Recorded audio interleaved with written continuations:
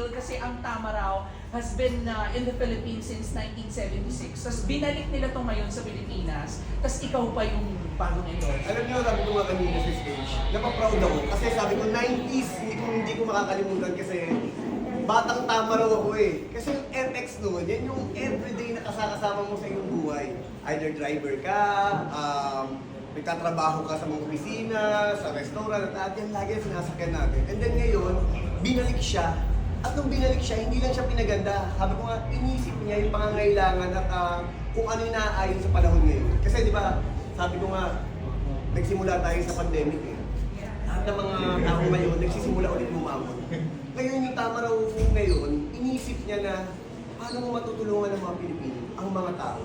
Kung gusto mo magsimula ng hanap buhay, ito yung tamang sasakyan na para gamitin mo, para makapag-isip ka kung ano yung nasa puso mo na gawing simula kung paano ka makakapag-negosyo o hanap buhay. Kaya sabi ko, nung tinitignan ko siya, kung nakita ko yung commercial, sabi ko, ang galing ng message.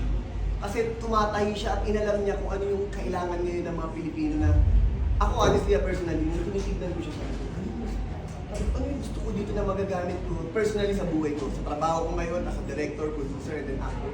Sabi ko, gusto ko kumuha ng isang Tamaraw para lahat ng mga equipments ko sa shooting, mailagay ko siya. Sabi ko, gusto ko rin magsimula ng restaurant. Sabi ko, kung magtatayo agad ako ng building, magtatayo agad ako ng restaurant, sabi ko gano'n, ano hindi mag-click?